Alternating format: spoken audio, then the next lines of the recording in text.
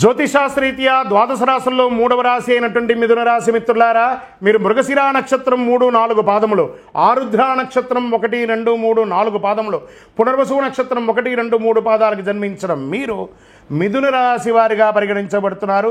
ఈ ఫిబ్రవరి నెల మీకు శుభాశుభ ఫలితాలు ఎలా ఉన్నాయంటే, రాహువు మరియు శుక్రుడు ఈ నెల 10వ ఇంట్లో ఉన్నారు.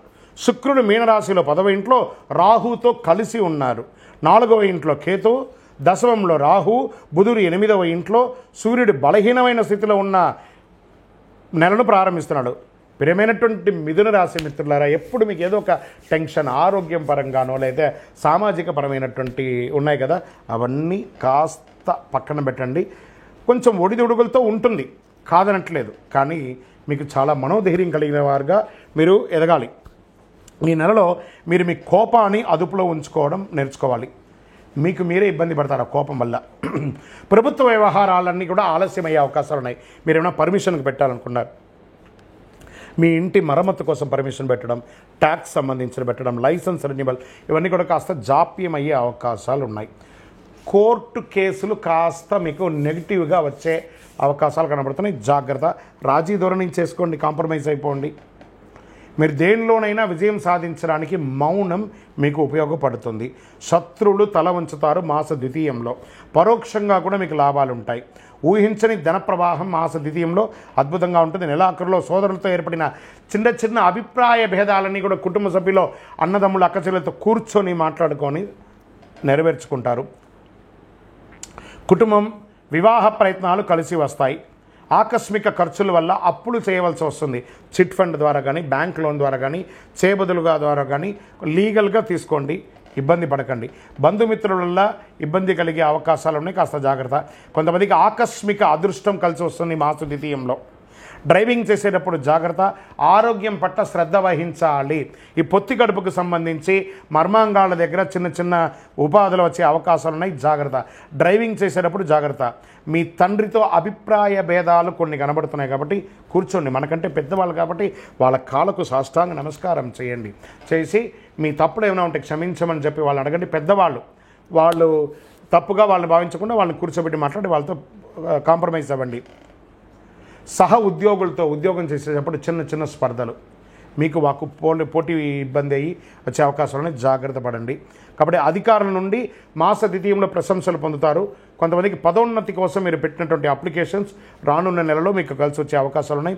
జీతం పెంపు కోసం ప్రయత్నం చేసేవాళ్ళు, నూతనంగా ఉద్యోగం ప్రయత్నం చేసేవారికి నెల ఆఖరి శివరాత్రి తర్వాత మీకు యోగంగా ఉందని కూడా చెప్పవచ్చు. వ్యాపారస్తులకి కాస్త మధ్యస్థంగా ఉంటుంది, మందకొడిగా ఉంటుంది. తోటి వ్యాపారులతో ఇబ్బందులు వచ్చే అవకాశాలు కూడా ఉన్నాయి, జాగ్రత్త. ప్రభుత్వ లైసెన్స్ పొందడంలో ఆటంకం ఉండొచ్చు. స్త్రీలకు కుటుంబ పరిస్థితుల్లో కొంచెం ఇబ్బందులు వచ్చే అవకాశాలు ఉన్నాయి. ఉద్యోగానికి ఆఫీస్కు వెళ్ళే స్త్రీలకు కూడా చిన్నపాటి ఇబ్బందులు కనబడుతున్నాయి, జాగ్రత్త. ఆరోగ్యం పట్ల 100% శ్రద్ధ వహించాల్సిందే. విద్యార్థులకి మిశ్రమం.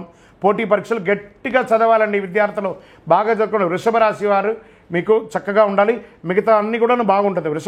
మిథున రాశి వారికి చాలా అద్భుతమైనటువంటి ఫలితాలు పొందే అవకాశం కావాలంటే బాగా చదవాలి ఈ నెల అని కూడా చెప్పచ్చు. ప్రయాణాలు చేసేటప్పుడు జాగ్రత్త. భార్యాభర్తల మధ్య చిన్న చిన్న అభిప్రాయ భేదాలు వస్తున్నాయి, దాన్ని కూడా చేసుకోండి. గోచార రీత్యా అష్టమ శని ప్రభావంతో ఉన్నారు కాబట్టి కాకులు కాస్త బెల్లం పెట్టండి.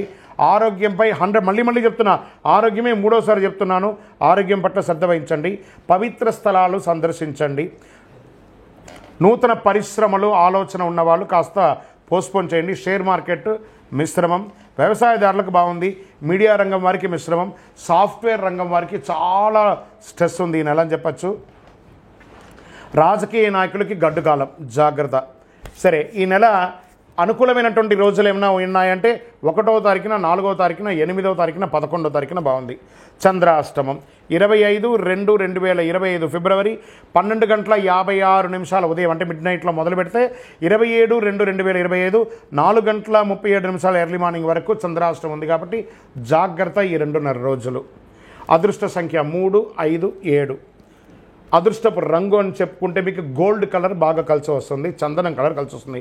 పూజించవలసినటువంటి దేవుళ్ళు ఎవరన్నారంటే మహాలక్ష్మి వారిని ప్రార్థన చేసుకోండి, లక్ష్మీ స్తుతి చేయండి,